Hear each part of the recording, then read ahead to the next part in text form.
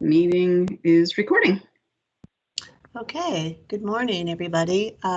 Welcome to the February 22, 2021 meeting of the full Vermont Climate Council. It is our regular meeting, which is, I believe, the fourth Monday of every month. We are here to primarily meet with each subcommittees and receive an update on how they're doing and going over outcomes and goals. The first thing we'll do is review and approve the minutes of the last meeting, should we have consensus on those. We will receive a presentation from David at CBI on outcomes and goals of the subcommittees for us to review. We'll receive over the next couple of hours after that some presentations from the committees. We'll review milestones, and we'll have a presentation from Jared Duval, council member, on the Energy Action Network presentation. So without further ado, David, thank you. Great. Well, thank you, Secretary Young, and it's good to see everybody. So as Secretary Young said, we've got a big agenda primarily focused around the subcommittee work and the charge that you all as council want to give to those subcommittees. Before we get going, we do need to approve the minutes. They are posted in the agenda. These are the February 8th minutes, that shortened meeting we had. And so I'm just going to give a moment for people to pull those up. If there's any concerns about them, now's the time to shout out. Let me just give a moment to see if there's any concerns about the February 8th minutes. Again, they're attached to the agenda and online as well on the website that Melissa helpfully keeps organized. So let me just give one more minute for people to pull those up if they have any issues with that. Okay, great. So without hearing any concerns, let's treat those minutes as approved by you as the council today. Thank you so much. So the next piece of work is really pivoting into the work of the subcommittees. And our big goal today is about, as a full council, providing as much clarity as possible on the charge that each subcommittee has. Right? So that's what we're trying to do here today, is walk through that, and the co-chairs of the subcommittees are going to walk us through what they see their charge to be and where they're headed. And as a full council, you're going to give some feedback on that and help everybody clarify how the different subcommittees are approaching their work in the topical areas and the milestones.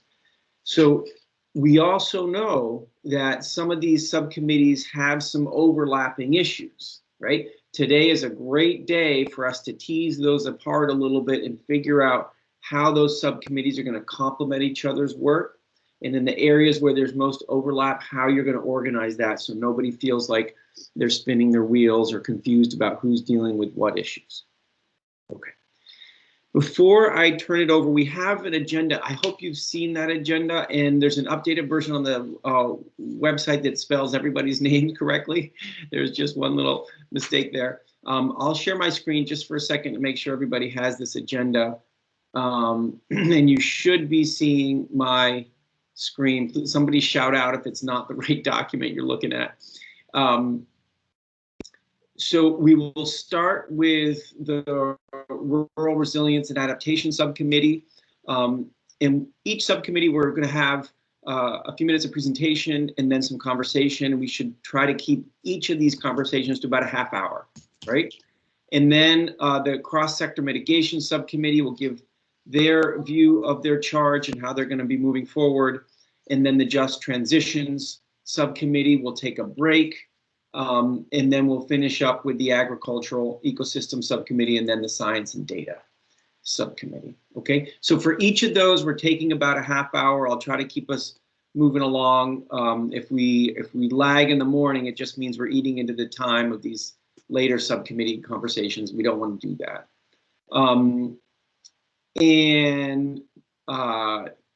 We have this review of milestones of subcommittee. This is really sort of a next step, and Jane is really going to help us with that when we get here.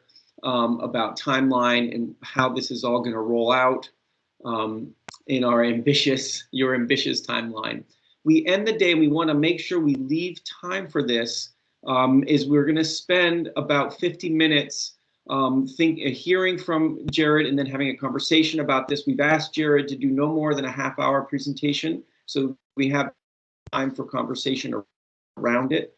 And Jared will introduce that conversation and why he thinks it's important. This is something that the steering committee thought was important for you as a full council to hear.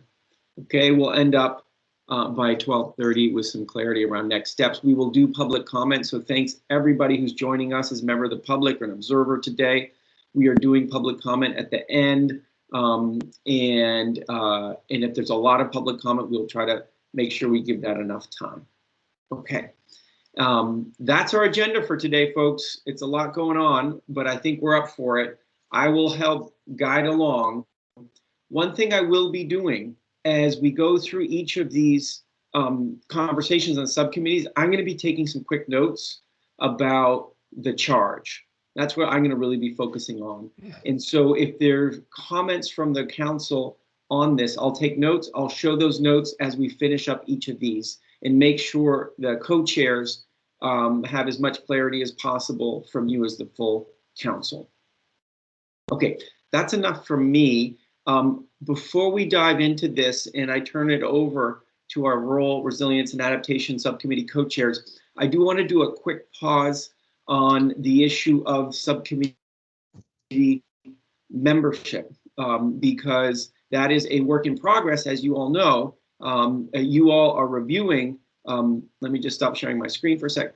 You all are reviewing right now a very powerful list of names of potential folks. And a survey has gone out for you all to deal with. My colleagues at CBI have been helping to organize that, to make that easier to digest.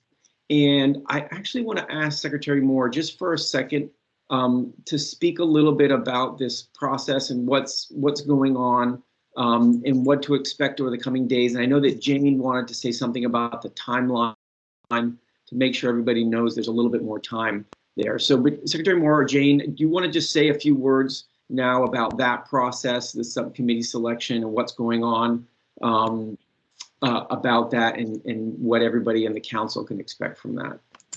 Yeah, I think I'll let Jane speak to the subcommittee membership. I was hoping to maybe address just briefly the draft charges or charters that were distributed for each of the subcommittees. So maybe let Jane kick it off and I can pick it up from there.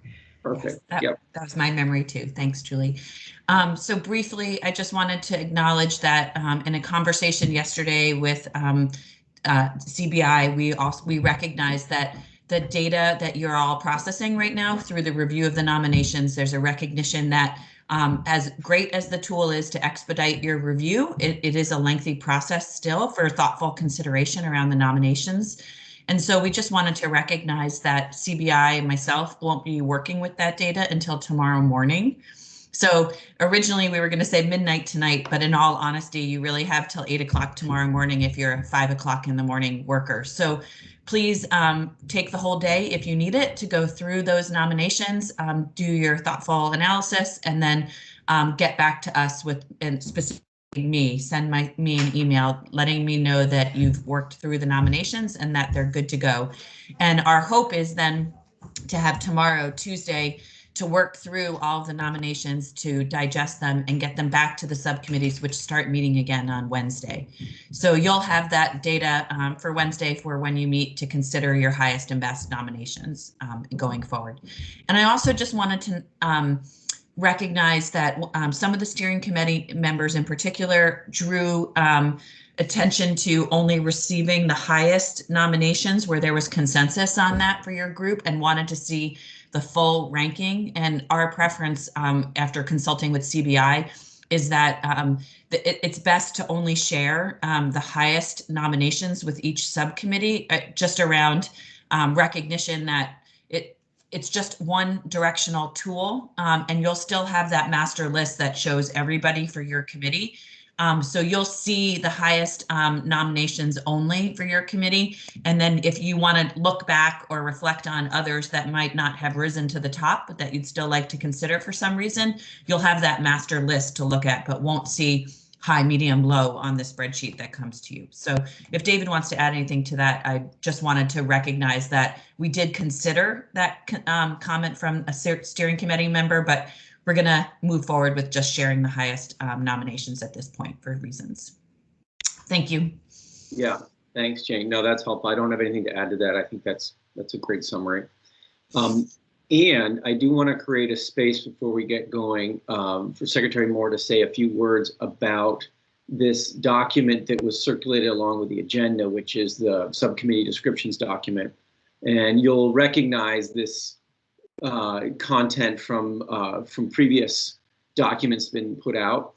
And I think it's important. We'll have the co-chairs, many of you who are co-chairs, I understand, are using this as a starting place, and I think that's important. And Secretary Moore, you wanted to mention a little bit more about the origins of the content that's in that subcommittee descriptions document.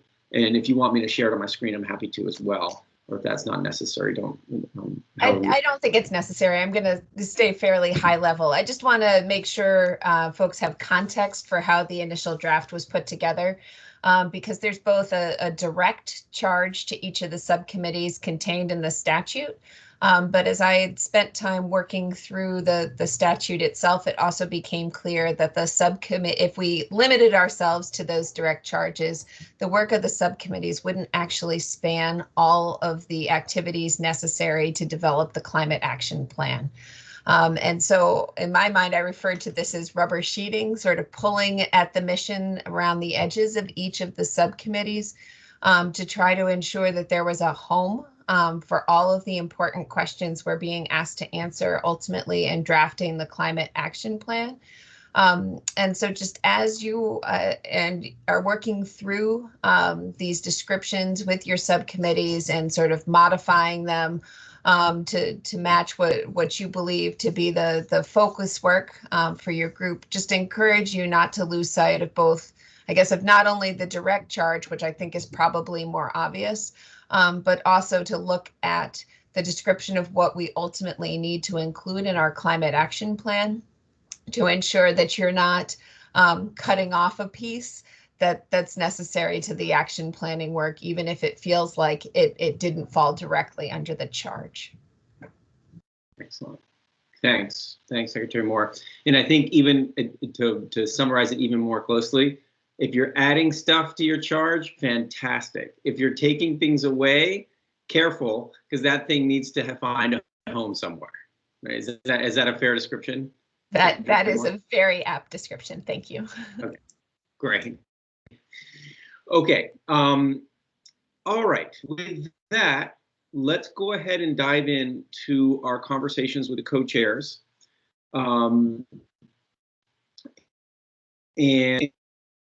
introduce themselves just so everybody knows everybody, and for folks who are listening in as members of the public too.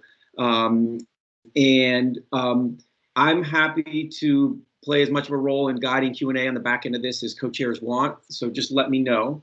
Our first subcommittee is the Rural Resilience and Adaptation Subcommittee. So I'll ask Erica and Catherine to introduce yourselves and give us a few minutes of orientation how this subcommittee needs to go in its charge. So Erica and Catherine. Well, good morning. My name is Erica Borneman. I'm the Director of Vermont Emergency Management. And good morning. I'm Catherine Dimitrick. I'm the Executive Director of Northwest Regional Planning Commission, with a frog in my throat, sorry. So, Catherine, I thought I would just start off by kind of going through the subcommittee's discussion of the charge, and then we do have a question that needs to be posed for the council in terms of the scope of the charge.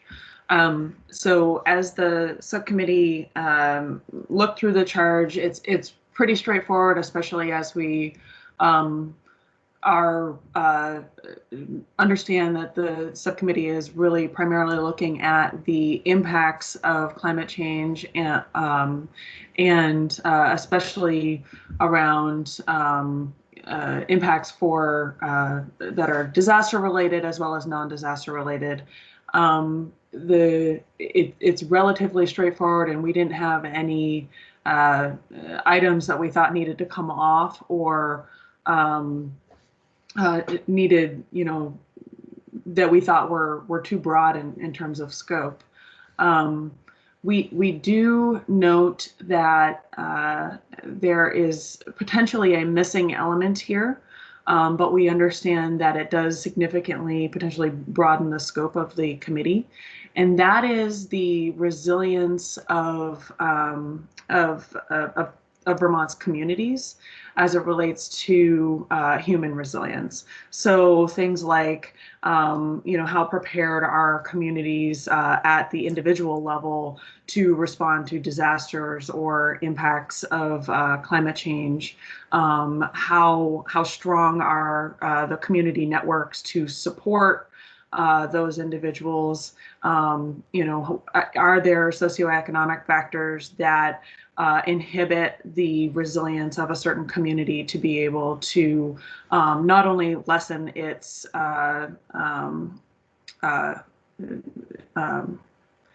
burden over time, but really lessen its impacts of disasters that are exacerbated by climate change. So that, understanding that does certainly play a role in resilience over the long term.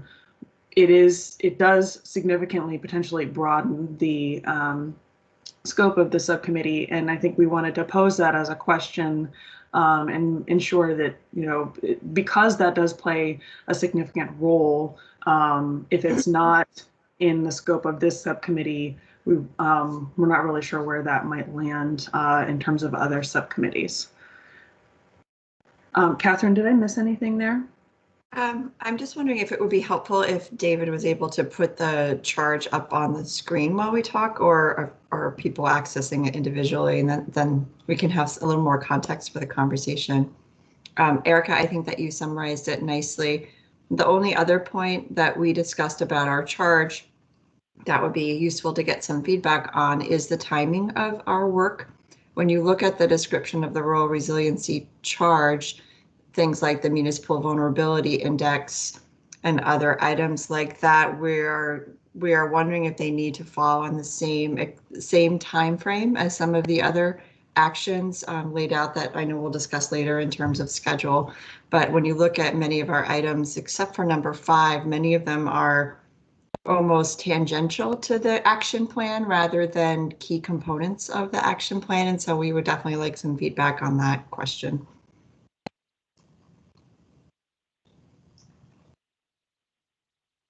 Okay, great. Well, thank you both. And I am sharing it. Please let me know if it's not coming across. And it's kind of jumps a page right there. So why don't we open this up? You had posed 2 specific questions to the council, and so we can go, and I'm saying I have bad network quality, so I apologize if I just cut out for a second. My internet said it was unstable. You had posed 2 specific questions. Let's go ahead and deal with those specific questions. And so I welcome counselors if you want to weigh in on that. If you all can hear me okay. I'm not sure my internet's up to the task right now. Do counselors have an opinion on those 2 questions? One is the timing of several of these bullet points here, because they may be the sort of nice to haves, but maybe for this December 1st, crushing deadline, they may not be your priorities. And 2, this question of sort of the human element of resilience in community networks and socioeconomic issues that create impacts around resiliency. Can I please pose the 2 questions in the chat? Yeah. here's the first one. It's about broadening the scope of this to include some more human dimensions of resiliency.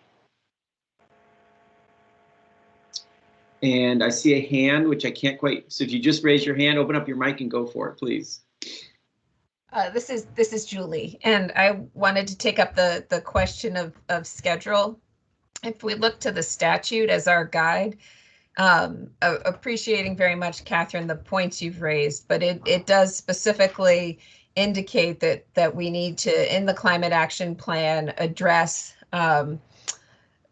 steps we will take to build resilience, including smart growth and related strategies, and then also explicitly building and encouraging climate adaptation and resilience in communities. So it may be we don't have to take it all the way across the finish line, but all of this falls under the directive contained in the Act that we need to set forth specific initiatives, programs, and strategies, including regulatory and legislative changes. And so I do think we have to have, there may be a middle ground in there, but it is going to need to be part of the package that ends up in the climate action plan that we adopt on December 1st. Okay. So I think some of the conversation within the subcommittee noted that you know, for example, the Municipal Vulnerability Index is something that there have been, you know, numerous studies nationwide related to climate change resiliency and resiliency just in general, and so that in itself could take a while if we want it done right. So we were trying to suss out, you know, what are those things that are really necessary for the December 1st deadline versus what are those things that we could initiate development on, but don't necessarily need to be completed for December 1st.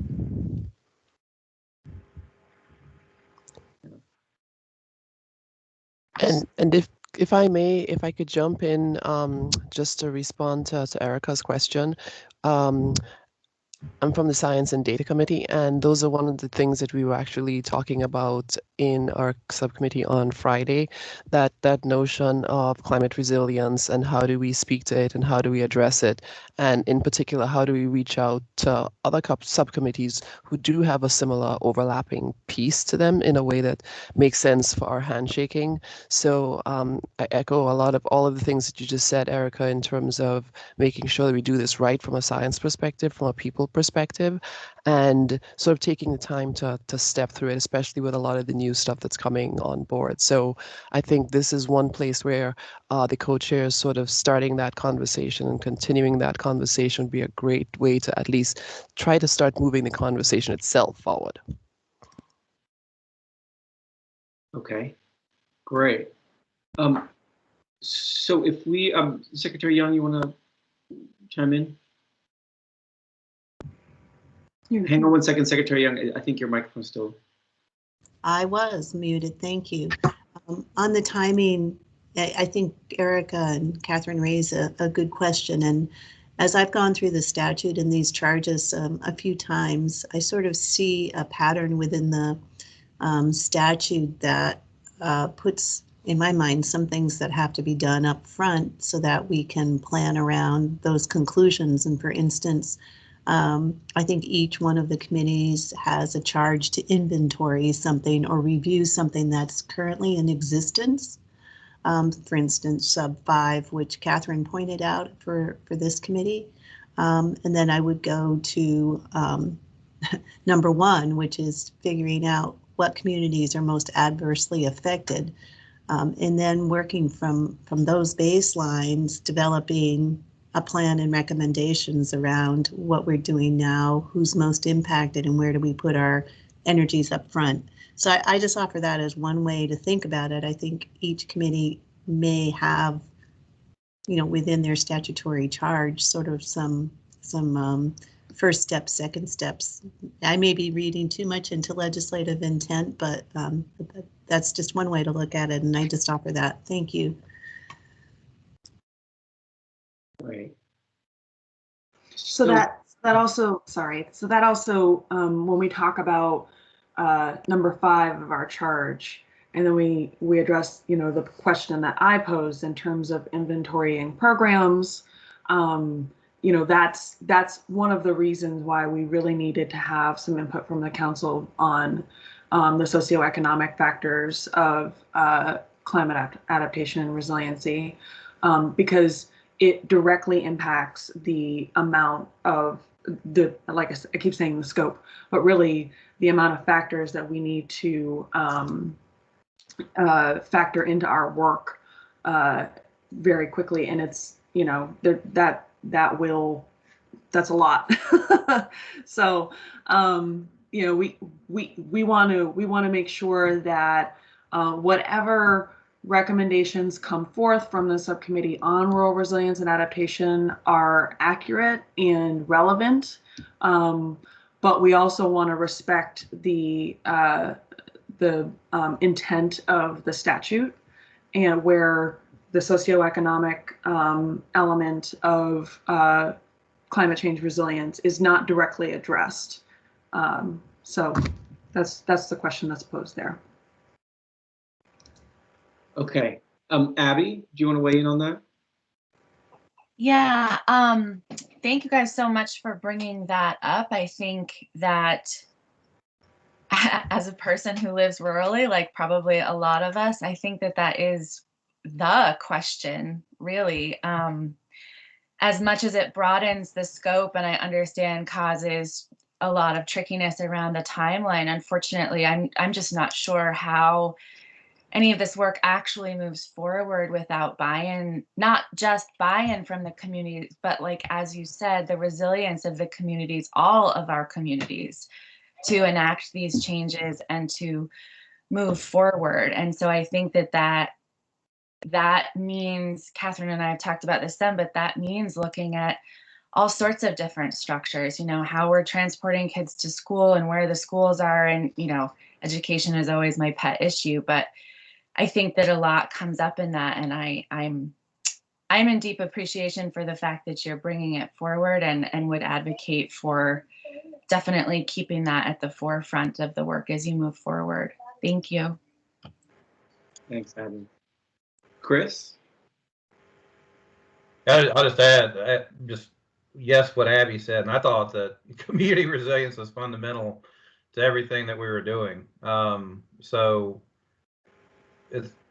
it's one of those, you know, this gets to the larger issue. I can't remember if I brought it up in this before the council or a steering committee or others, but I think one of the things we need to do very soon and very quickly is and that, I know that we're probably doing that through the subcommittee discussion, but is having the discussion about making sure we have understanding among all of us, what are the end goals and objectives, what are we producing by December. And I know that that's probably still kind of in a state of becoming, as the subcommittees are beginning to meet and get their heads around all of this, and then as the subcommittees begin to discuss things with one another, whether through a council meeting or individually. But yeah, resilience of our communities would seem to be fundamental to making this work.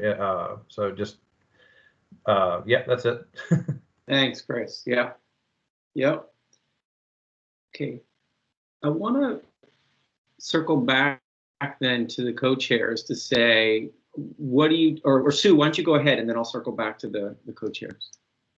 Hi, and this may be related to what you were about to say. I think this question of community and individual resilience certainly intersects directly with our Just Transition subcommittee, and I will elaborate more on my review of what we've talked about so far. But when we think about that community resilience, we absolutely must consider the impacts and the current standing of disadvantaged and marginalized communities, including those in the most rural parts of our state, but it goes beyond that. And, you know, we may really want to be proactive in our community engagement process and see this as a long time process. So I'll get a little more into it, but it absolutely intersects with our work, and I appreciate greatly this committee's thinking about it, and you're not alone. Thanks, Sue. Yeah. And it could be that, just as a to throw out a suggestion, it could be that we just need to touch base with the Just Transitions folks and really scope out where the overlap is and which is responsible for what, so that we aren't stepping on each other's toes. Yep. Great. I'll just quickly Okay. respond, again, getting into it later. It has a lot to do with how the council's public engagement process proceeds. And I don't think it's one committee versus another. It is the council's obligation, so. Okay, great. Okay, I wanted to just see where we're at, because there were two big questions posed that are interrelated. We've had some feedback on both. I wonder, co-chairs, are there things that are still not as clear as you would like them to be that we should continue pressing on in these conversations?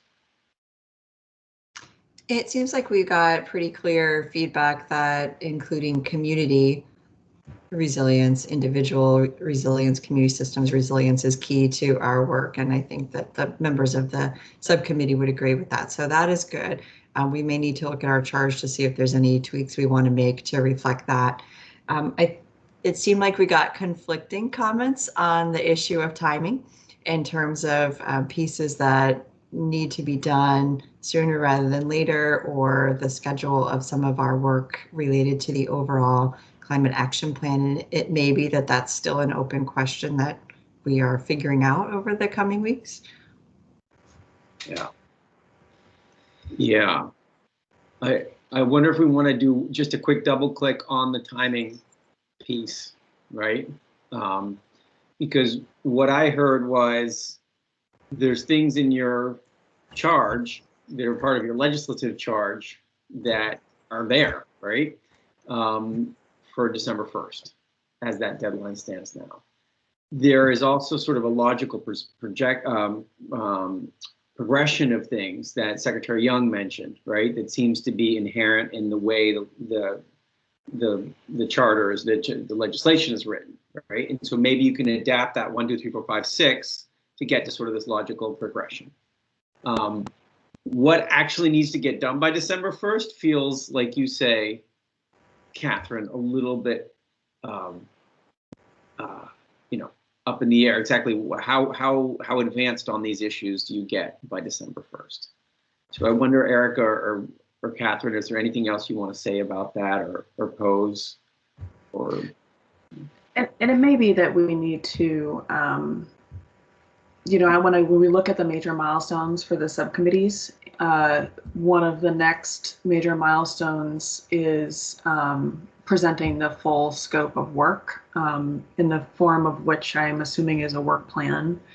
And, that may be where we can add some detail to what's necessary to get done by December 1st and meet the intent of the legislation, and then what needs to maybe just be initiated for future development. Yeah. Right. Okay.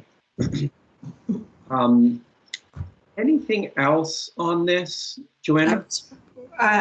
Before Johanna jumps in, I'm just wondering if there are other members of our subcommittee that want to jump in if Erica and I missed anything. Yep. So other members of the subcommittee want to say something before we jump to Joanna's question or comment? Okay. Joanna, go ahead, please. Thank you. I just want to say thanks for all the good thinking. I'm generally sharing a lot of the sentiment that you all are laying out there. It also makes me think about, this is a really important process where we're operationalizing state government to think about and make progress on climate pollution reduction, but also more broadly, which is critical, and adaptation and resilience. And so I appreciate that what you're bringing into the conversation, and I support the real need to look at the community resilience component of it too.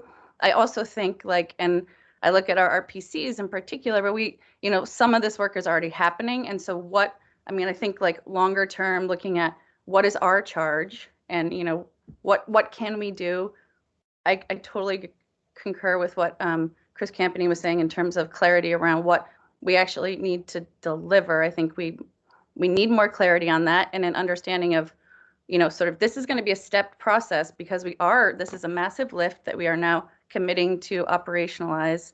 And so I think some of this work is going to take more time, and some of this is going to be us in partnership with so many other players. So it's like, how do we make sure that we are taking into account and making sure that this effort is synergizing that to the best of our ability? So I just want to support and echo that I think this is deeply connected to the just transitions piece. I'm looking forward to your work, but support where you're looking at bringing in the community human component of that, and just say, I want clarity on how we deliver progress and set the stage for like just a really authentic, like coordinated operationalizing of this. And I just want to reality check what I think we can deliver by December, and how we need to just recognize that we're in this for the long haul. We're not going to figure it out like immediately. So thanks for putting this out there, and like,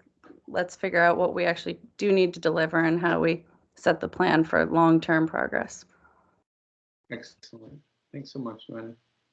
Okay, so there was one piece that I wanted to mention because it seemed important just to highlight, given the name of this subcommittee, and that is, you'll notice the very first paragraph that describes this subcommittee allows for this subcommittee to look beyond rural. And why is that relevant? It's relevant because the way the legislature set up the subcommittees, there was no obvious place for resilience and adaptation issues that are non-rural.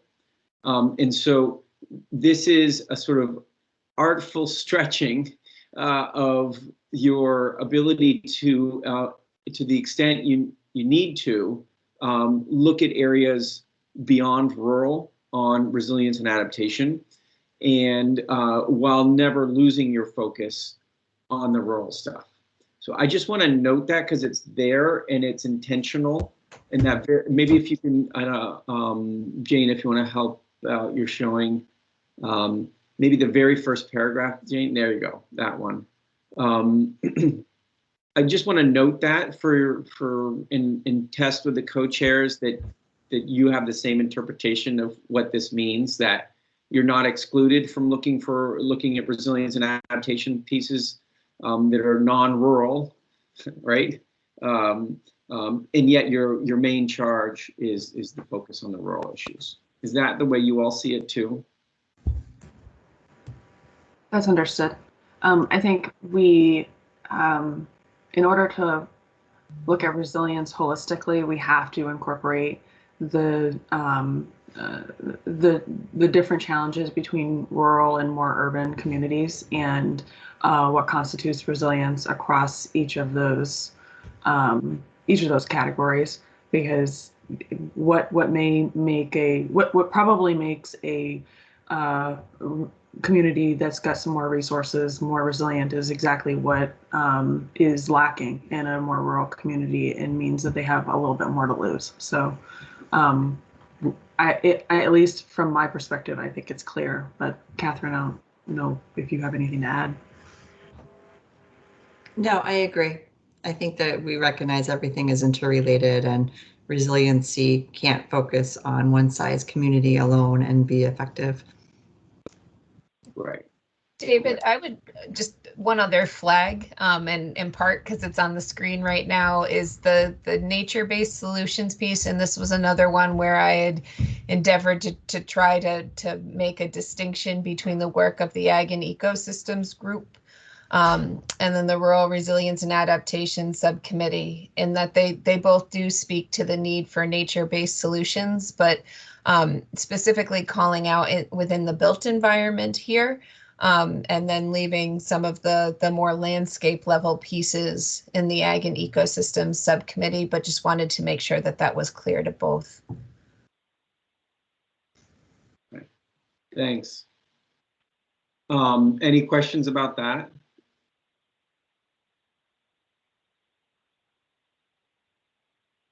Joanna?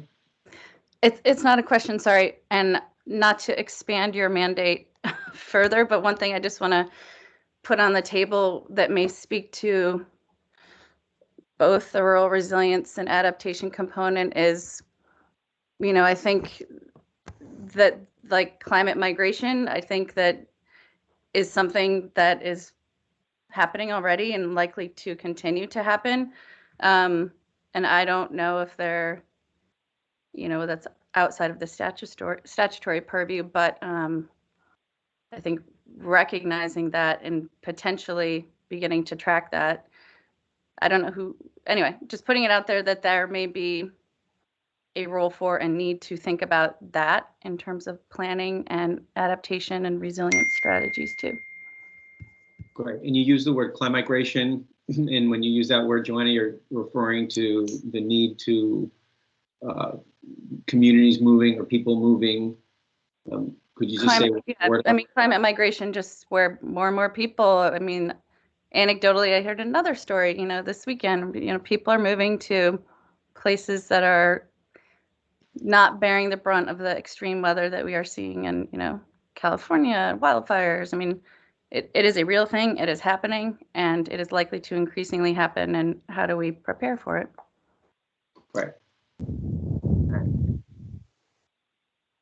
Chris? And just to Johanna's point, you know, right now, since most of our compact settlements don't have the infrastructure to actually support increased residential or commercial development, and we also need to take into account that a lot of our village centers and downtowns and other areas are within flood hazard areas and stream and river corridors.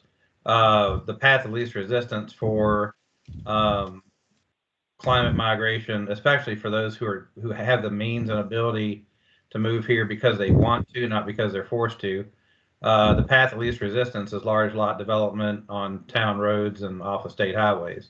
So we're already seeing that pattern with folk who just moved here with the pandemic, and it's just something that we absolutely are going to have to take into account. And I'm not sure to what extent that was envisioned when the legislation was written, because and who, you know, and what, you know, that's the moves here during the pandemic. Who knows what that's ultimately going to look like, and to what extent people are going to stay, or is this more temporary? But you can down here in the southeastern corner of the state, at least, you can see the houses getting built on the existing lots out in the country. The homes that are selling most quickly are the ones that are out and about. So it's definitely something we're going to have to take into account. Thanks, Chris.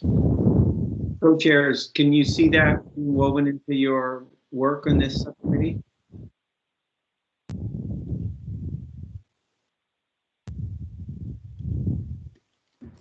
So again, I think it's going to be really clear. It's going to be really important what our milestones that we need to accomplish by December 1st are, because you know, that's another really complex layer of resilience that is probably important, but we really need to make sure that we're I again worry about the timing and the amount of work that can actually be completed by December 1st. I'm not saying it's not important, and it certainly is a relevant factor in terms of our overall resilience. Right. Yeah, a word of caution there. Okay. Jane, if you stop sharing for just 1 second, I will show my notes in this perhaps in is a way to make sure we're all capturing this in the same way. Give me 1 second to get this going here.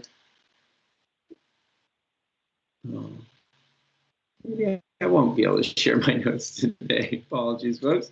But what are in my notes, if you were able to see them, is that missing element that we started the conversation with. The idea is it is essential, it's important, and it will intersect with just transitions to some degree, and we'll hear more about that in just later this morning from Sue and the other co-chair there.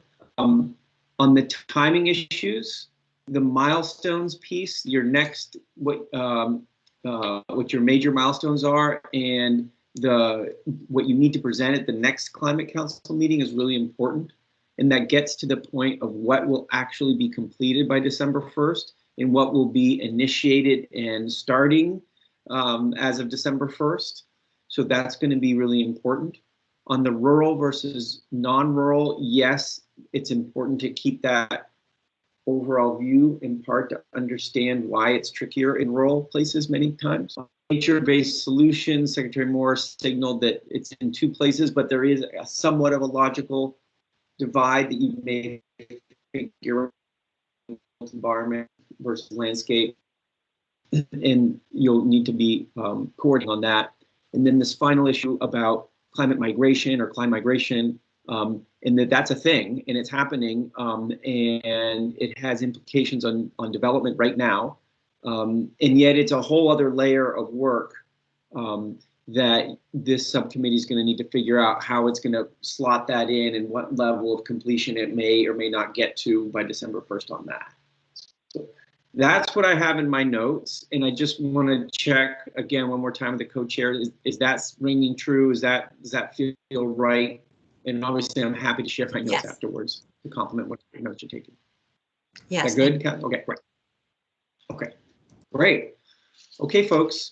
Well, thanks, everyone. Let's go do a quick pivot straight into the cross-sector mitigation subcommittee. This has a really big charge, folks.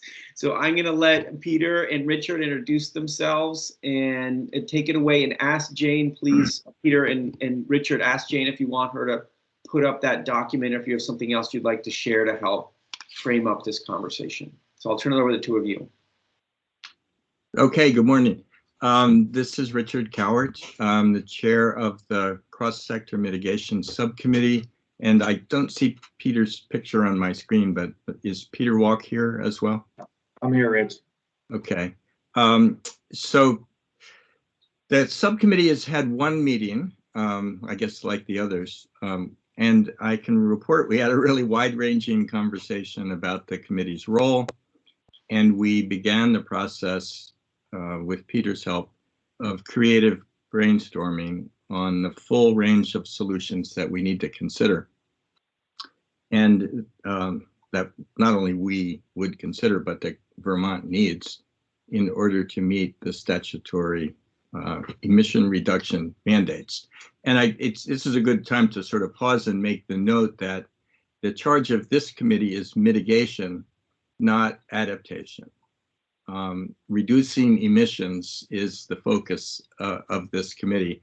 And you know, while we recognize the importance of everything else that the rest of the council is doing, we need to focus on ways to mitigate the main vectors of emissions in the state. So let me just speak generally to, you know, what we discussed. First, in partly reiterating what I just said, we need to develop a broad slate of policy recommendations for consideration by the full council that will reduce emissions across all sectors of the economy. And so, as David just said, all sectors of the economy is a really broad mandate. And there is one area where I think it might be possible to, you know, creatively collaborate. I think with the Ag and Ecosystems Committee. And the question there is, we recognize that carbon sequestration activities will naturally fall within ag and ecosystems.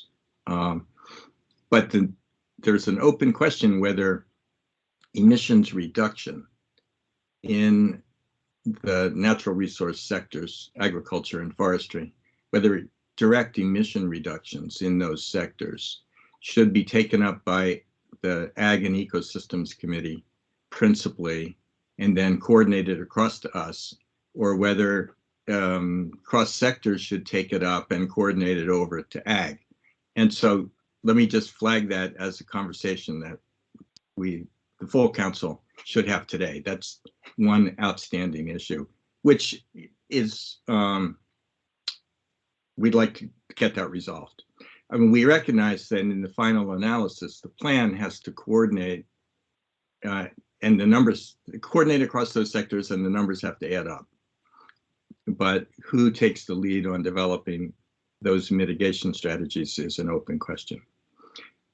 We concluded that, of course, overall, at the end of the day, the slate of policy recommendations that we come up with has to address the scale of the task that we've been given, which is to meet the emission reduction deadlines that are in the statute. And I think we all recognize that, in particular, the 2025 deadline really puts some heat under us to come up with policy recommendations that would take effect quickly and have impacts quickly. We recognize that we will not necessarily at the subcommittee level be able to answer some of the thorny questions that are posed in each policy area. So instead of trying to solve all problems at the subcommittee level with respect to, say, policy proposals or program designs, we recognize that we might develop options and take options to the council. If we want to reduce emissions in transportation, we could proceed down path A, or we might choose path B, and sketch those out so that the council could deliberate and choose, as opposed to the subcommittee necessarily having to answer each question all the time. We're highly conscious of our schedule. We're going to come back to that, I think, in this meeting.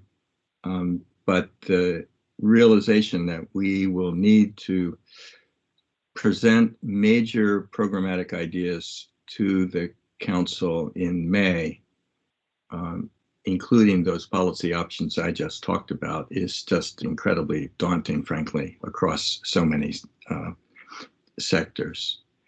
And we did have a conversation, and it's useful for this conversation today to remind folks of the major economic activity sectors that we right now we're proposing to organize ourselves around. And there are five major topic areas, which I think will lead us to sort of guide the organization of our work, are as follows. Number one, power production, distribution, and use. Number two, buildings and heat. Number three, transportation. Number four, we had a really strong, good discussion of what might be called non-energy sector emissions. Emissions associated with chemicals, industrial processes. There's a mandate in the statute, in fact, that we consider these refrigerants, things like that have global warming forcing power, but don't fall into neat economic sectors. And then finally, we added something to the charge that wasn't explicit, which goes to the question of how do we propose to pay for all of the activities and interventions that would be necessary to make progress across all of those sectors. So a category of finance, what might be called finance, funding, access to capital, how do you use government revenues to leverage private investments, that kind of thing, needs to be a coherent part of our analysis. That those are the 5 categories that we propose to organize the work around. The last bit that I want to talk about, it goes to the charge to the committee to conduct is consistent and systematic analysis of the options. And we had a good discussion of that. We know that the council has to be organized to evaluate potential solutions through a lens of economic impact, costs, and benefits. And to that, to make that more real, we concluded that as we examine individual policy ideas, we need to discover which are most beneficial in at least 4 ways. There may be more than 4, but we will need to consider the number of these 4 factors: the number of tons avoided, the cost per ton of avoidance, the ways to mitigate cost impacts on vulnerable households and communities. And then we need an estimate of co-benefits in health, jobs, air quality, et cetera, of particular recommended actions. And speaking just for myself, I think it's important for us to recognize the limitations that we face in the time that we have to do hardcore, in-depth, economic and non-economic analysis of perhaps dozens of policy recommendations. And so we need to do this analysis with what I would call a realistic Vermont lens on economic cost-benefit analysis. What can you get out of it? How useful can it be as a guide? And what we need to appreciate is a high degree of uncertainty about technologies and costs a decade from now or 2 decades from now. We really don't know enough about what things are going to cost in 2040 to pretend that we have a very sharp pencil on those policy proposals and how they would sugar off going forward. So I'm making a point here about timing, that I think that the subcommittee recognizes that for 2025, we can have really sharp pencils about what we think our recommended actions are going to require and what kind of benefits they could deliver. But for 2030, 2040, 2050, we need to have a sort of a rolling lens. And that since this council is a continuing body, we're going to be able to adapt that as we go forward. Adapt to new information and make sure that we're developing programs that can be modified as we go, as opposed to thinking that we can, in the next 6 months, design a program and put it in cement and it's going to be there for 20 years. That gives us some freedom in a way. It gives us the freedom to recognize that our policy recommendations can have flex built into them.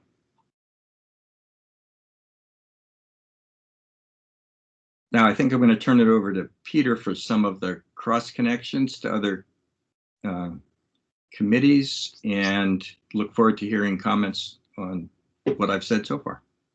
Great, thank you, Richard. I'll echo, and this actually plays in nicely to the interactions with the other subcommittees. I think not only do we, there's a certain amount of uncertainty.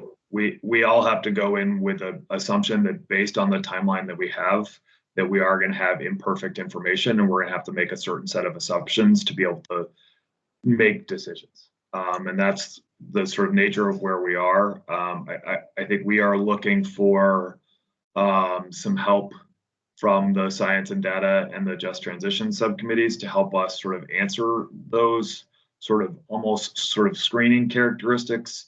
So if we think of the science and data committee as providing us sort of, in working with the contractors who are eventually brought in response to the RFPs to sort of answer the question of how are we going to evaluate these policy items, right? If we're spending our time developing the policy items and trying to understand sort of whether the math works to get us to the required reductions, having the science and data sort of subcommittee establish some of the parameters around how those policies will be evaluated will be really useful.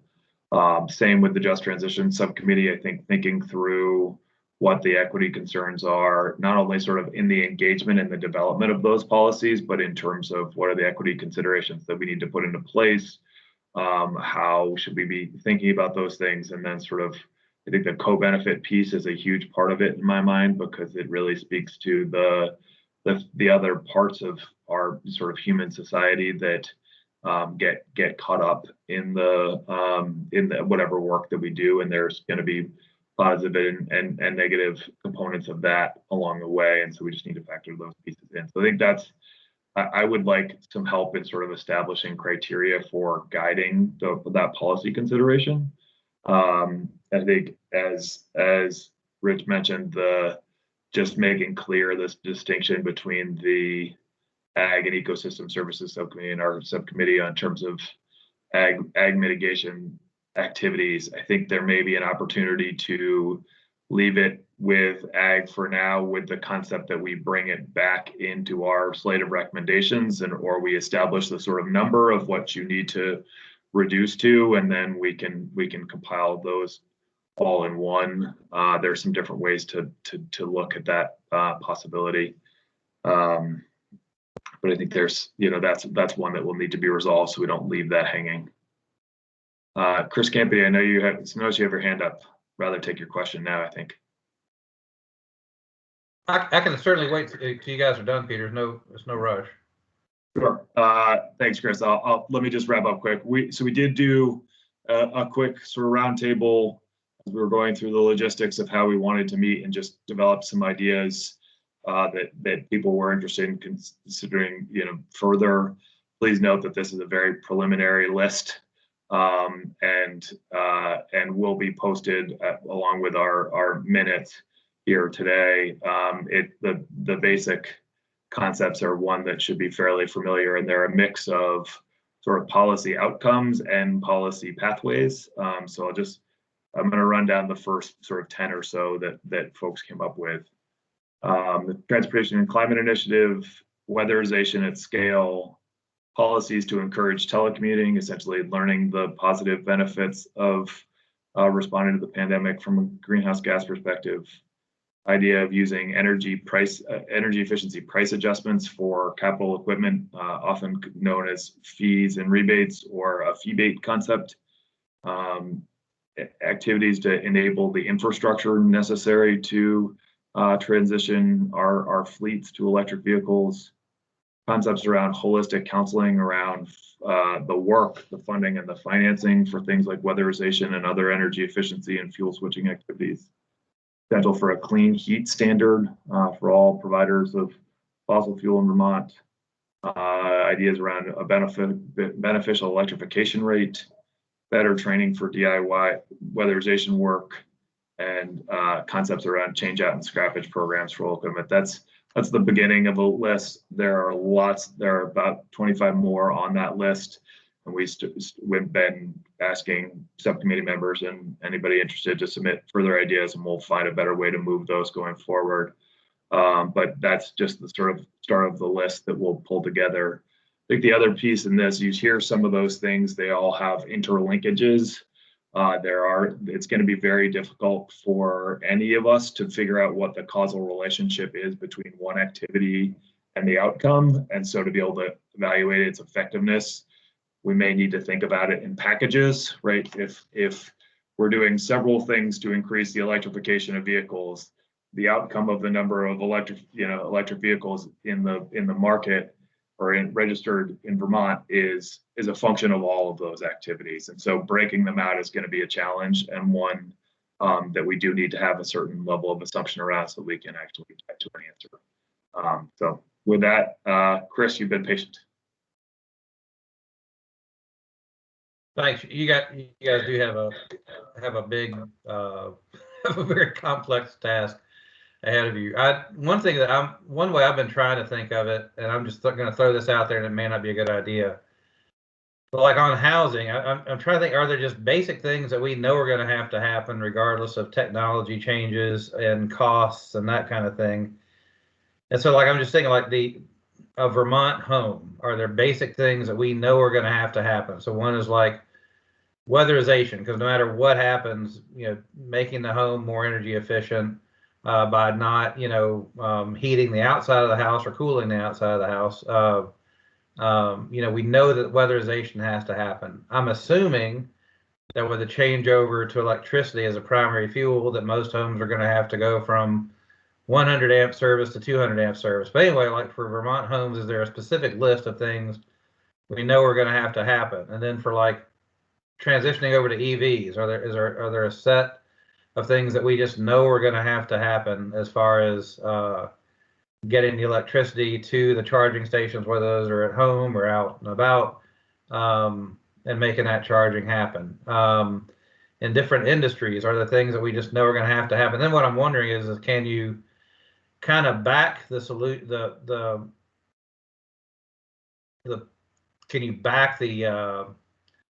policy issues and the solutions kind of into those things that we know are going to happen, and then figure out how to mitigate from there across the sectors. And maybe that's what you guys are doing, but I just thought kind of starting from the very practical and things that we kind of know to inform everything else that you guys have to do. Anyway, just a thought, and it may not be a good. Yeah, no, I think what you're describing, and actually Jared's presentation, I think will line it out pretty well, is the concept of, okay, we know we need to get to this level of outcomes based on the available technology now. How do we drive that down that pathway? I think that's a key component. Jared will give you some sense of scale of what's required, and I think it'll be eye-opening for lots of us to know what, just the trajectory that we're going to need to be on. And yeah, that backing into then policy solutions so that we know what metrics we're shooting for is really critical. There's a question of, sort of logistics and feasibility associated with all these things, right? I think the primary consideration for folks to keep in mind is that there's so much about where we ultimately need to get to, rather than sort of efficiency activities that can happen in the marginal space. A lot of it is equipment change out, and that is not something that happens on a regular basis, right? You don't change the heating equipment in your house very often. You don't change your vehicle until you need to. Those are the types of activities that we're going to need to speed up in some ways if we're going to get to the results that we ultimately need to see. So that's a good question, Chris, and exactly kind of where our brain power lies. Yeah, I'll just chime in and say, yeah, Chris, you're exactly right. We have studied this not only in Vermont, but in a lot of places. And, you just named 2 or 3 of the most important things that we know we need to do one way or another. And then, our job is to figure out, based on what we know so already, what are the best ways, policy pathways to accomplish some of those major big ticket items in, on our emission reduction pathways. And I totally agree with your point that we're not starting from a blank slate here. We have pretty good knowledge of the biggest emission reduction options in front of us. Right. Okay. Great, David. I know we're constricted on time, but I just want to add one thing quickly.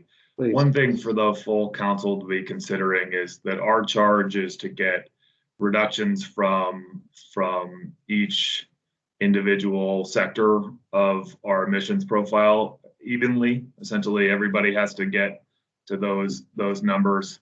We're not at a starting point now where those changes are equal, and so that it's going to be a consideration for the council about whether or not we are going to hold to that strictly or not, because it will make, for example, the transportation world, which is where the significant portion of our emissions come from, has increased significantly since 1990, whereas, say, building energy is relatively flat, increased some, but not nearly to the point that transportation is. And based on the way we calculate our emissions from the electricity sector, we've seen significant reductions there. And so that there's just some questions to be had about how whether we're going to hold particularly true, or whether we want to take the risk of having maybe a more logistically feasible, responsible plan that accounts for more of the kind of current state rather than looking back to 1990 or 2005. Thanks. Great. Okay, so we have a few minutes if there's additional questions for folks. Peter, if you could do me just a huge favor and just quickly introduce yourself for anybody on the line who doesn't know you. Thank you, David. I'm Peter Wuck. I'm the Commissioner of the Department of Environmental Conservation.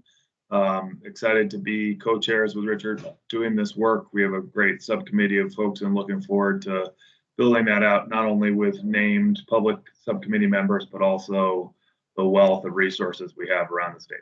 So thanks for having me. Sorry for not introducing myself sooner. No worries. No worries. Okay.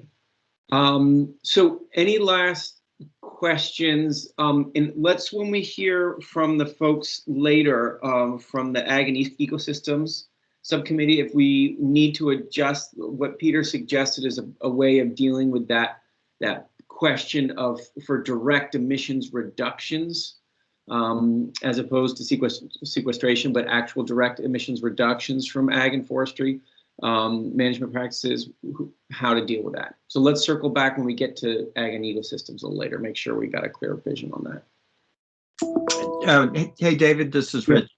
Just one more point that we discussed in our overall review. We understand that we will need, looking at each of the policy recommendations that we will be bringing to the council, we're going to need to identify those that would require legislative action as compared with those that we think could be adopted under existing regulatory authority. It's just another aspect to the assessment that we're going to be doing. Great.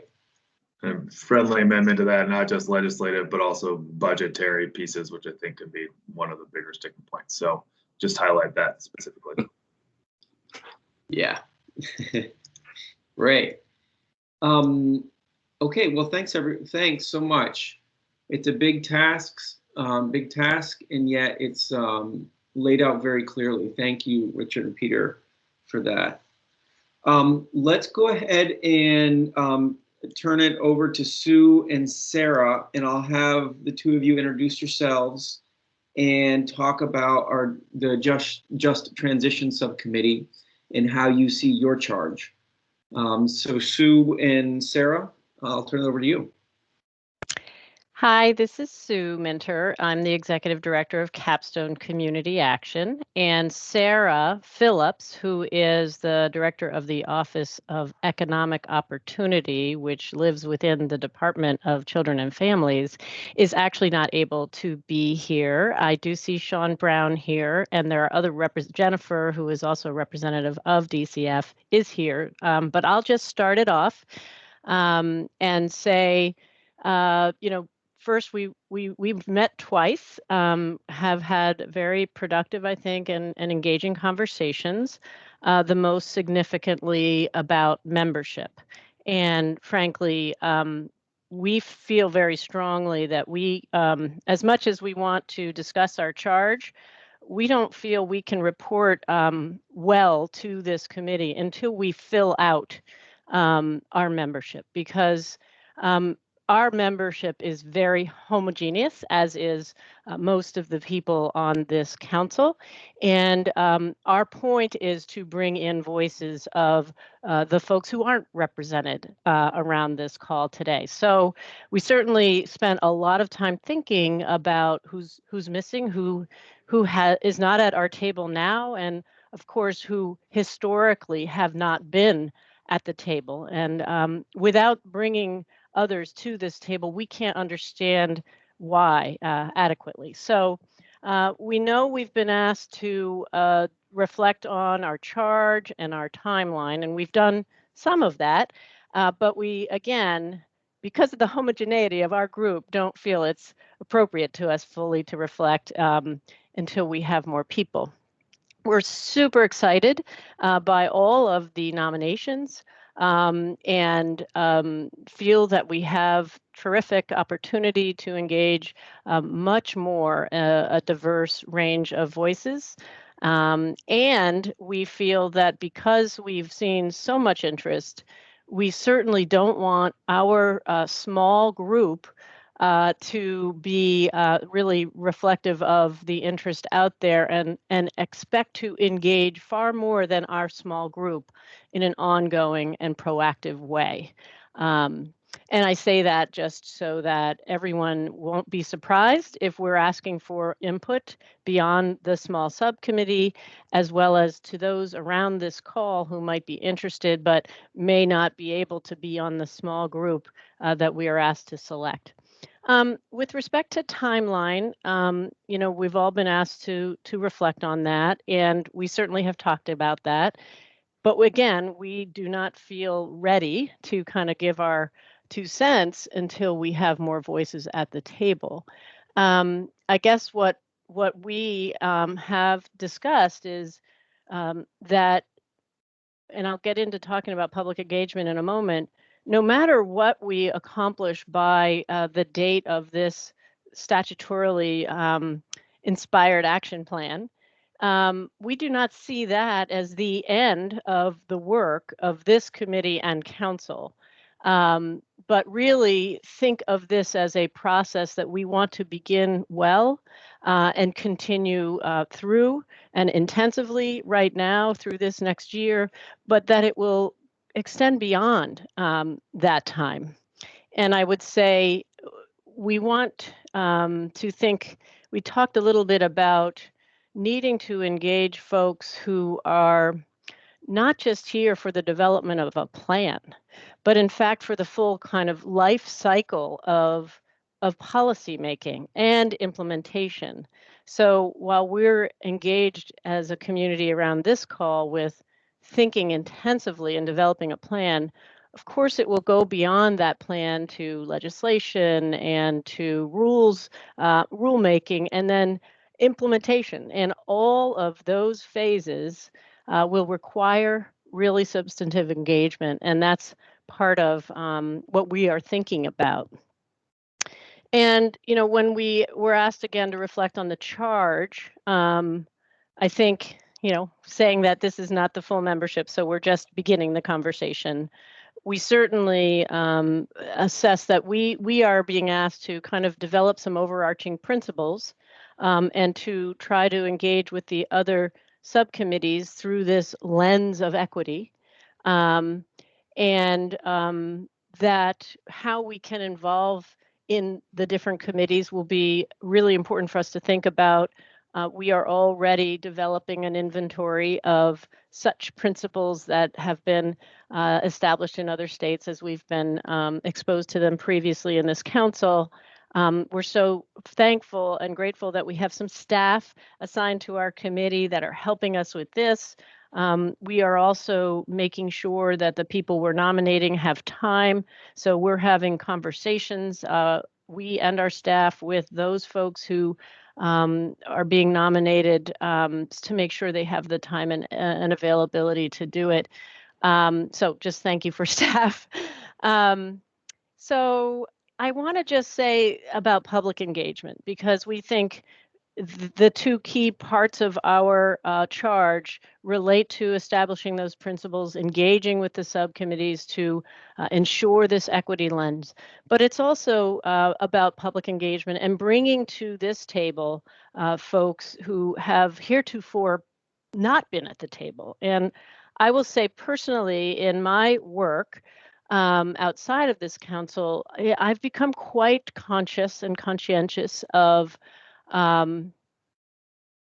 real tension and distrust between folks who have been historically marginalized and the folks who frankly are at this table empowered to be decision makers around environment. And I am so pleased that our legislature really, I think, have understood that and therefore established this subcommittee. But I think unless we are really thinking now about a robust and very different process and strategy of engagement, I fear we will repeat our problems of the past.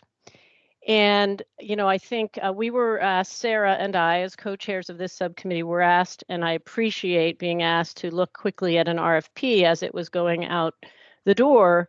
And we expressed concern because this RFP is really appropriately from DEC's perspective, and kudos for getting moving. It's around sort of PR and communications and website development and collateral. And we tried to, Sarah and I, in our comments back, suggest that without public engagement at the top of that process, we may again be repeating this historic, way that those who have, as I have been privileged to be in the policy making world, have missed out on folks who are not at this table. So, I wonder if, frankly, it's a different RFP that is really about engagement.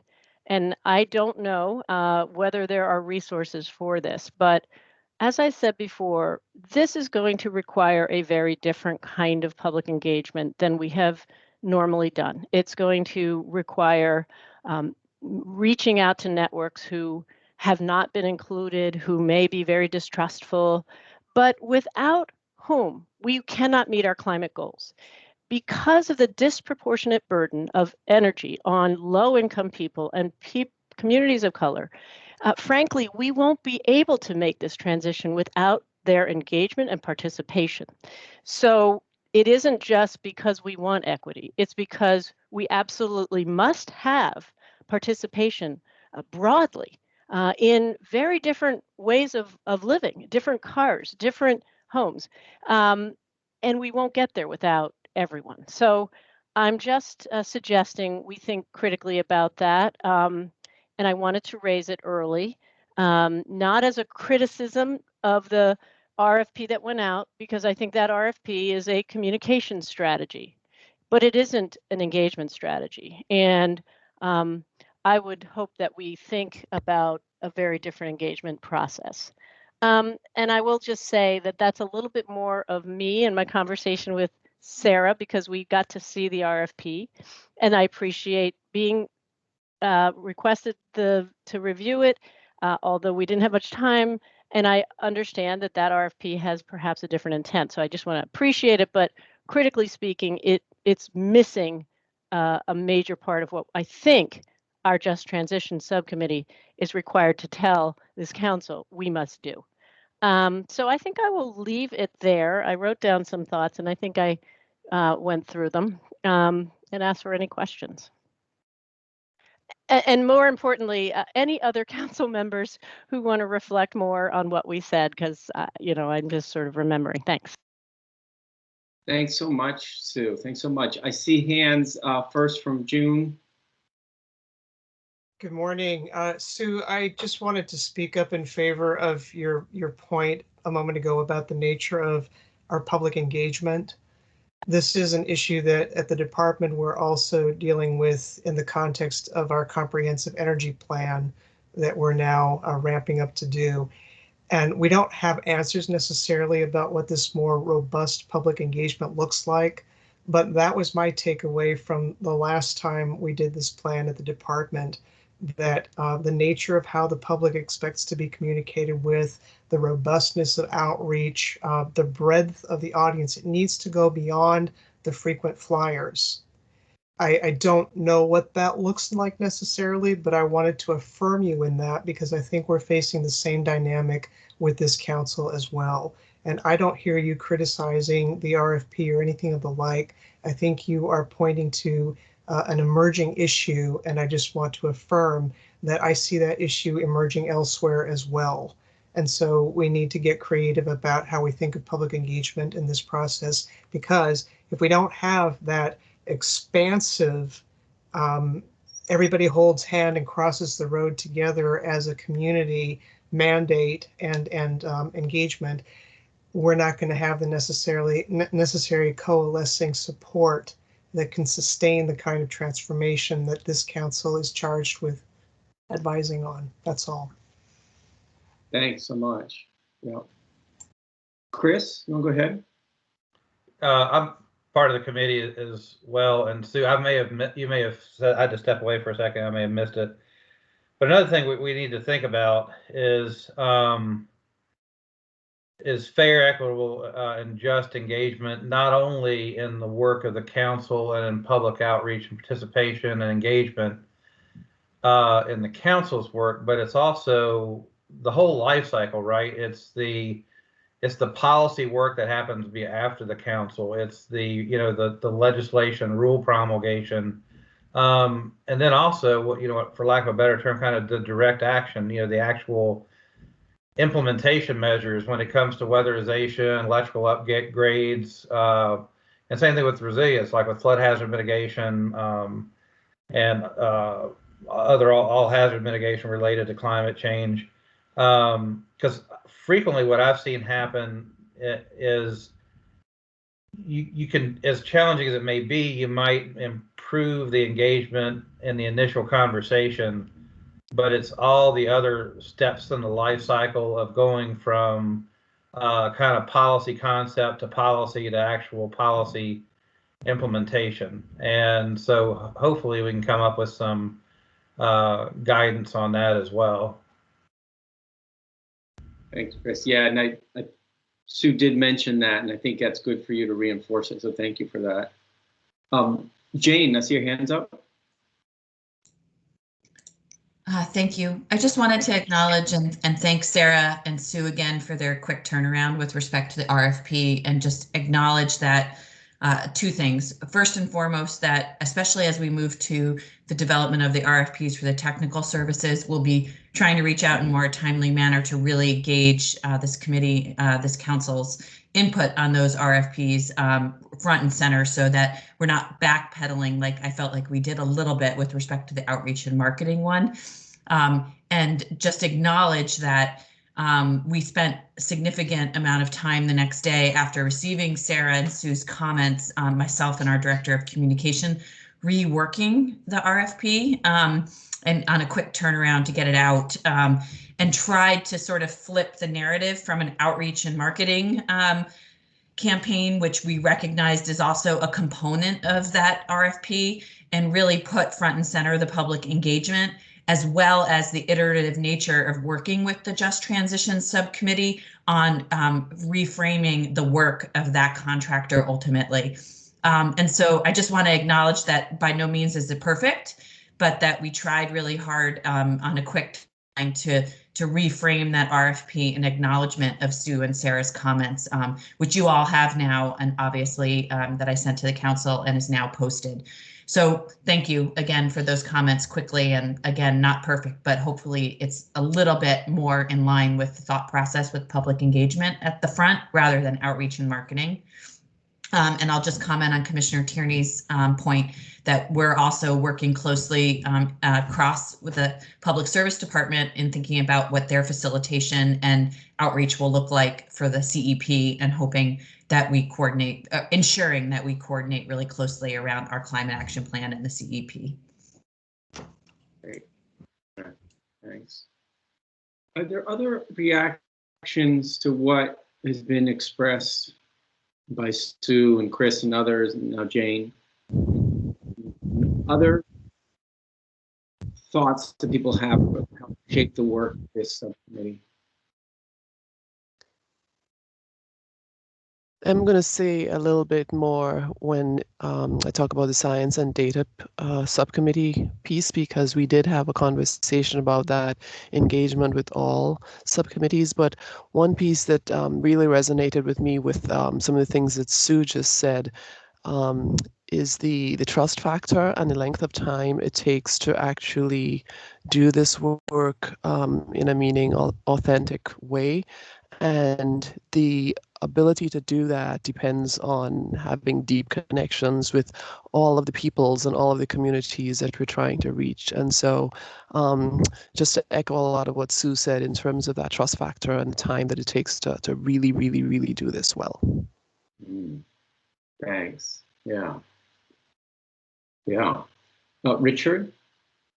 Well, I just want to chime in on behalf of the Mitigations Subcommittee to say that I certainly expect that we will be reaching out to the Just Transitions Committee repeatedly for feedback on ideas that would improve the fairness and equity and inclusiveness of the various solutions that I can anticipate that we're going to have to be addressing. And I hope that the Just Transitions Committee is going to be happy to receive requests for ideas to improve policies as we go, as we take up each sector.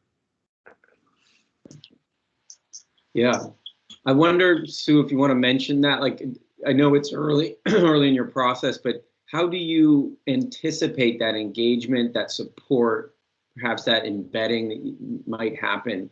How do you see that rolling forward?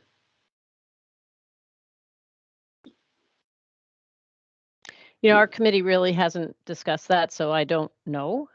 But again, I think we are really starting with how do we try to get representation from, you know, historically marginalized and absent from the conversation heretofore folks, and folks with deep networks, so that when ideas are presented, it won't be, you know, this small group of people around a computer, but it maybe can have some feedback mechanisms.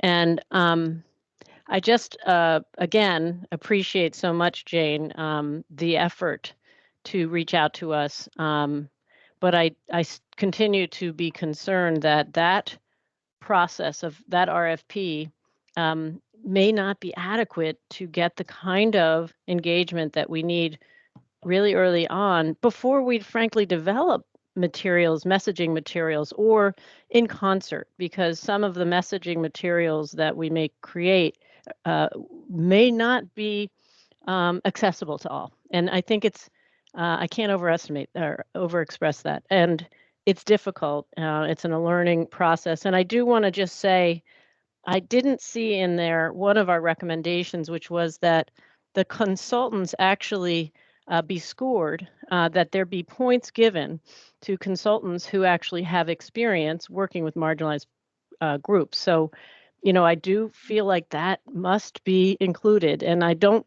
think, unless I missed it, that you were able to include that. I'm sure there are lots of things you're trying to manage, so I'm not criticizing, but it's absent unless I'm wrong. and important. And I still think we may need a whole nother effort to deeply engage. But how we re-engage with each of the subcommittees, we haven't gotten there yet.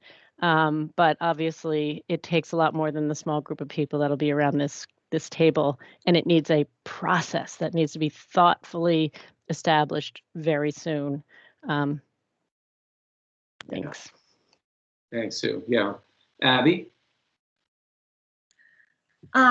Sue, thank you so much for all of your very clear and thoughtful work on all of this. It's quite obvious that you are really taking this to heart, and I deeply appreciate that. I'm going to bring up a very simple and what I'm sure will get eye rolls behind a lot of these cameras point, but here I go. The reality is that I get $50 for a warned meeting to be on this council. I don't have an affiliation in being here. I am a working farmer. I think that it is wonderful that the legislature was able to make budget adjustments. But the reality is, as I understand it, in 32 VSA subsection 33 or something like that, work that is not per a warned meeting is supposed to be prorated for an 8-hour day, which means that people are being compensated $6.25 an hour to do any work that they do on this council, myself included. That is bonkers. And, you know, and putting that as a worth of what people are and showing up to the table and bringing the voices to the table that aren't generally here. You know, I have a lot of privilege as a farmer coming here, but I am still a farmer. And I just think that this is the very beginning of these steps, that you have to think about what the reality is in bringing in the voices that aren't normally here. I am not normally here. I have worked really hard to get here, but most people from my segment of the world, sector of the world, are not here. And there is a very clear reason why. And you're going to see that as you go into BIPOC community access even more than you're going to hear it from me. And this has to be addressed, or else these solutions are not going to work. I cannot stress that enough. The communities that most need to see this transformation are struggling already. And whatever we do here has to take that reality into consideration, and then has to equip them to be empowered, and as June said, to hold hands and walk across that together. And I don't mean to go Pollyanna on that, but that's the reality. This is not going to work if we do not get the buy-in of the people who actually have to do this on an everyday basis. So I apologize. I know these conversations are uncomfortable. I feel that they're necessary. Annette Smith brought up a comment. I'm happy to share my salary if that's something that you want me to do. I make $7,000 a year from this farm. I make more from some other consulting things and things like that. I am not poor by any stretch of the imagination. My husband makes a good living, but I understand your point. I think it's valid, and it's definitely a part of this conversation, and one that we like to skirt around because it's uncomfortable and it makes us have to contemplate things that we don't want to come up against, because the reality is a lot of this is about money. Thanks, Abby. Yeah. Okay, and I know that the issue of compensation for time spent on this is something we addressed before, and also was a work in progress for the subcommittees. And I don't know where that work in progress is right now. Perhaps Secretary Moore has an update on that.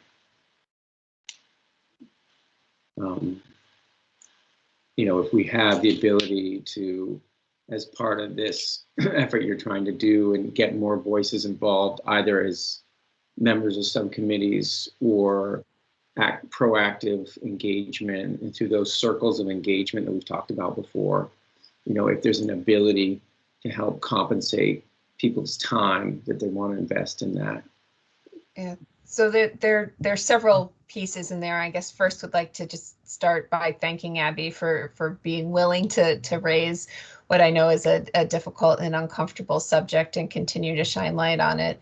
As part of the Budget Adjustment Act, and I'm not sure if it's been received final passage from the legislature. I know it's been through both bodies once at this point, and my understanding is the House will ultimately concur with the Senate's proposal. It will allow us to extend the ability to pay per diem to subcommittee members. That does not get fully at the point Abby is raising, both about the per diem rate itself, as well as the participation of people who are not considered direct members of subcommittees. This is a space that's particularly difficult, I would say, for state government to take up, because it wouldn't just be limited to the work of this council. This is a much larger conversation, as I'm sure everyone can appreciate, that implicates and in some ways, June has alluded to this a bit, but implicates all of our public engagement processes.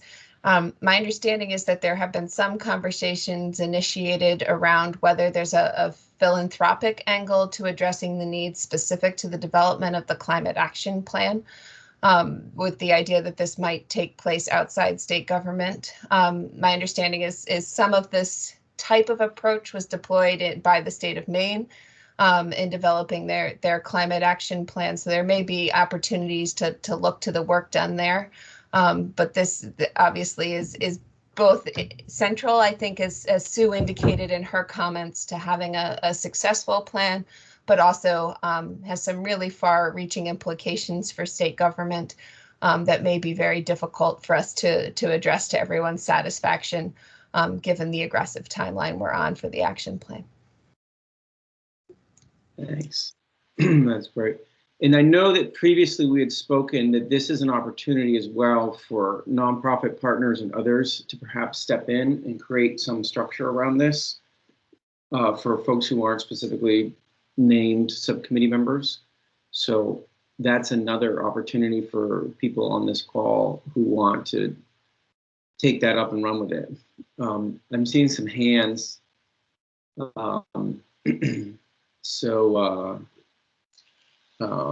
Sophia, and then Joanna, please. Yeah, hi. Thank you, Sue, for saying all of that.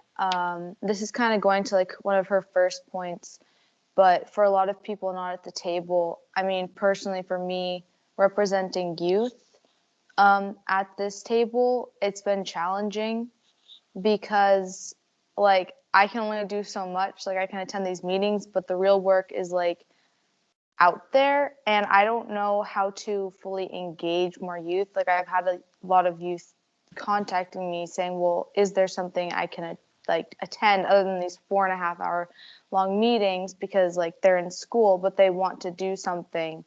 So I just wanted to raise that too, because along with like people of color, people of low income, there's so many people not having full access to what's going on that could have a really big impact. So that's all I wanted to say, and just say thank you again. Thanks, Sophia. Yep. Joanna? I just want to say, yeah, thank you so much, Abby, for your spot on comments, and to Sue and the others on this team for the good work so far, and just the thoughtful approach. To the point of looking at a parallel model, Secretary Moore, if there are others, or I'm very interested, and I've begun to do a little research looking at structures people have recommended, other sort of quasi-governmental, public-private, potentially philanthropically endowed, other sort of structures to support broader engagement and compensation. So I'm looking into that. If others are interested, I'd love to work with them. And certainly Secretary Moore, I'd love to benefit from any ideas people might have put on your radar that I can dig a little bit more deeply, and I'm willing to put a little sweat equity into that. Great, great. Okay. Yep, it's the kind of thing that needs to get going. There will be, these resources coming on through the facilitation team that eventually gets hired.